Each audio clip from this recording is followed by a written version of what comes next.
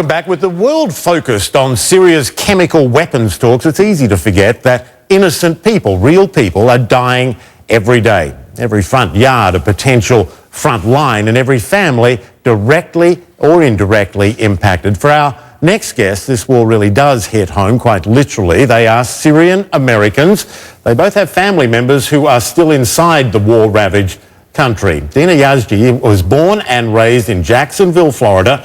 Malek Jandali is an award-winning Syrian-American composer and pianist. Dina, let's start with you. You're 21 years old, and we've been looking at pictures of you in Syria. Typical young lady. You go there every summer, or you have been going every summer. What are your memories of Syria and how you now see the country?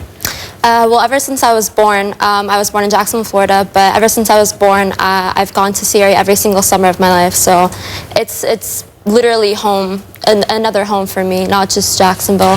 So I've lived two lives, one here and one in Syria, and the memories I will never forget in my life. What is that like, the two lives? Because I mean, you go there and you see it, and now you see what parts of your country are like, and you're living this nice American lifestyle. You have family in Syria. How do you feel? I mean, what does it make you feel? It's heartbreaking, it's traumatizing, it's frightening. Knowing that your family and friends can be attacked at any moment is the most heartbreaking thing you can possibly think of. And to think that, it might come from my second home, America, might cause more heartbreak to my country. That's even more traumatizing. Yeah. I want to ask Malek this. Do you think that people lose sight of the fact that these are people? And we were talking about this with Sanjay earlier, and I've covered wars for 25 years, and the big battle is always to personalize it for people, because otherwise it's just numbers. Absolutely. Michael, this is not a civil war or a war. This is a revolution that was started by the Syrian children who demanded peacefully to get rid of dictatorship so they can have free elected government to live in peace. That's what it is.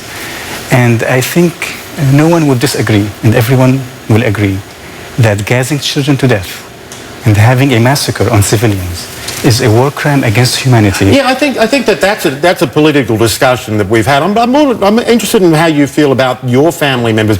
You've had your parents beaten up during this war, and the politics aside, what are you seeing happen to Syrians?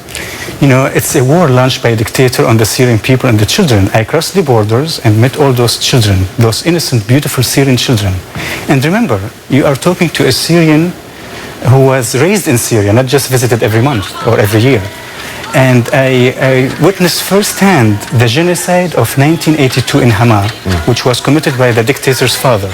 So the simple truth is this is a vicious war launched by a brutal dictator on the Syrian civilians. That's what it is. And we need to be clear about it. And we need to bring him to justice.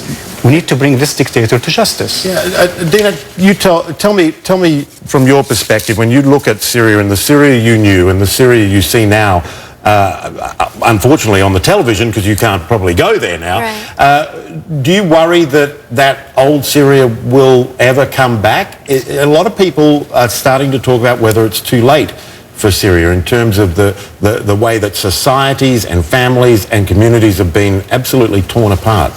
I think it's when you see your country at ground zero, completely to ruins.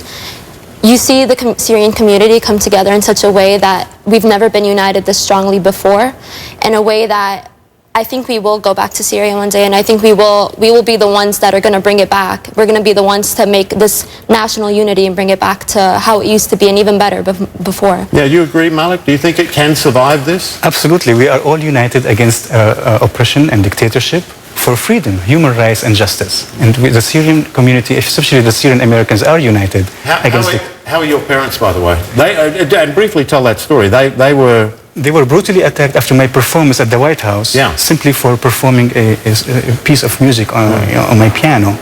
And let me tell you, the Syrian people are the peaceful people who invented the alphabet and the musical notes in Ugarit. And I invite everyone for a free concert and a free Syria soon. All right, and I know that you've been visiting refugees, I think, and giving out musical instruments and the like, which is good because they need all the help they can get. Malek Jandali and Dina Yazdi, thanks so much for coming in. Thank you for having us. Lovely to talk to you. Thank you. Thank you. All right, coming.